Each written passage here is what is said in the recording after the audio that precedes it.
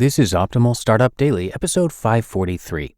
Killing My Baby, Why I Shut Down My Longest Running Business, Part 2, by Nick Loper of SideHustleNation.com. And I'm Dan. I am with you every single day, reading to you from some of the best blogs on entrepreneurship. And if you were with me yesterday, you heard part 1 of this post in which Nick Loper talks about shutting down his very first side hustle and the reasons why he did it. So if you missed part 1, I would recommend listening to that first. That's episode 542. But if you're all caught up, let's get right to part 2 as we optimize your life. Killing My Baby, Why I Shut Down My Longest Running Business, Part 2, by Nick Loper of SideHustleNation.com. One final attempt. I wanted to make one last-ditch effort to salvage the site. My idea was essentially to 80-20 the out of it. Of the 500,000 products, only a handful of brands ever made any sales. Of the 40-plus stores, the top 15 accounted for more than 98% of revenue. In other words, we were churning through a ton of data on a daily basis, eating up a ton of processing power and bandwidth on products that were not adding to the bottom line. By reworking our entire data processing system, which was a mishmash of systems built over the course of nearly 10 years, maybe a leaner, meaner shoe sniper could emerge. Maybe I could piece together a few profitable months and set the site up for a sale. It didn't happen. After 7 months of trying, my tech team failed to deliver a working version of the site to even test that idea. We had agreed on a small contract at the onset, but I'd said all along I wasn't comfortable spending more money on development for what I saw as a sinking ship. When they came asking for additional investment to fund their ongoing efforts, I couldn't stomach dumping any more money into the project. Actually, they surprised me with an invoice for their fruitless efforts to that point and an expensive add-on to continue working. No, that's not what we agreed on. I told them the definition of insanity is doing the same thing and expecting different results, and handed over the keys to the site in exchange for them waiving the amount due. What they plan on doing with it, I have no idea. I suspect they want to maintain it as a portfolio piece to attract new clients because it really is a complex site and more consumer-facing than most of their other work.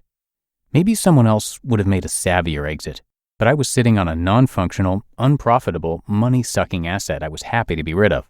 In fact, it was like a huge weight had been lifted off my shoulders. The site was responsible for a disproportionate amount of stress in my life over the last year, and with all the problems, it just plain wasn't fun to work on anymore. Sure, I was sad to see it end this way after so many years, but I learned so many priceless lessons in running the business, it was a fair exit in my mind. Why not invest in SEO or other traffic sources? SEO for comparison shopping sites is difficult, especially given Google Shopping's entry into the game. There's not much unique content on any of the pages, and it can be tough to build links for product pages that are constantly going in and out of stock. Still, not making an investment in SEO when times were good is a big regret. Maybe if I'd diverted some of the profits from the paid traffic into building an organic presence, I would have been able to keep the business alive. Why not pivot? I contemplated a couple pivots for the shoe sniper, including licensing the technology or shifting to a more business-to-business model, where I could provide competitive pricing intelligence for the footwear retailers. On the technology licensing, the idea was to sell a comparison shopping site software as a service to other aspiring affiliates. They wouldn't have to reinvent the wheel, but could instead tap into our data processing and data normalization tools for a monthly fee to build their own comparison shopping site in whatever vertical they chose. The only problem was our technology didn't work. It was unstable and constantly had errors, with wide swaths of the database getting deleted without warning. It definitely wasn't ready to be repackaged and sold to a peer consumer, and would have required a big additional investment to get it there. On the competitive pricing intelligence, I made a couple calls to find out how stores were currently solving this need. It turns out they weren't. Their internal teams set the prices, or they were algorithmically based on sales rates and inventory levels. So rather than invest more money into building a product there didn't seem to be much demand for, I tabled that idea as well. Why not sell? Websites are typically sold on a multiple of current monthly profit, anywhere from 12 to 36 months, depending on the business's history and other factors. With empire flippers, sellers can earn 20x monthly earnings in a sale. I would have loved to sell, but the problem is 20x 0 is still 0, and that's what the project had been earning for much of the year.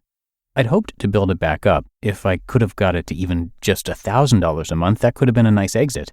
But after months and months of trying to fix the technical problems, we weren't getting any closer to a working solution, and my heart just wasn't in it.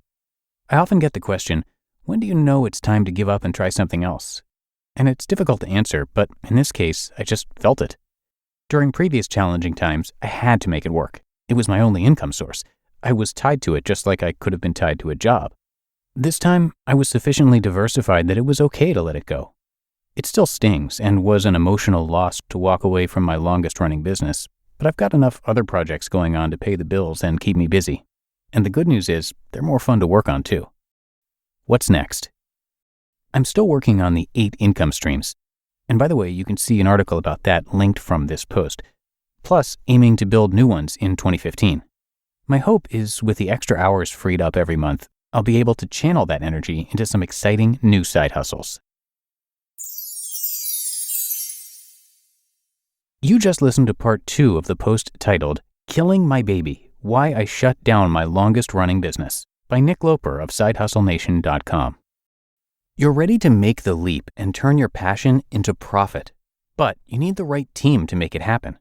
Indeed makes it easy to hire and build a team with the right skills to make your dreams a reality. If you're hiring, you need Indeed, because Indeed is the hiring partner where you can attract, interview, and hire all in one place. And Indeed is the only job site where you're guaranteed to find quality applications that meet your must-have requirements, or else you don't pay. I love that Indeed makes hiring in one place so easy. With Instant Match, over 90% of employers get quality candidates as soon as they sponsor their job post, according to Indeed data. So start hiring right now with a $75 sponsored job credit to upgrade your job post at Indeed.com/startup. Offer valid through March 31st. Go to Indeed.com/startup to claim your $75 credit before March 31st. Indeed.com/startup. Terms and conditions apply. Need to hire?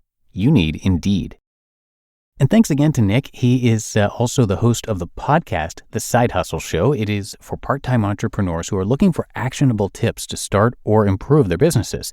And it is really a great podcast and usually in the top charts of business in Apple Podcasts. So it's definitely worth checking out. And of course, the blog is terrific too. But I think that does it for today. Thanks so much for being here and for clicking subscribe in whatever podcast app you're using. Have a great rest of your day, and I'll see you back here tomorrow, where your optimal life awaits.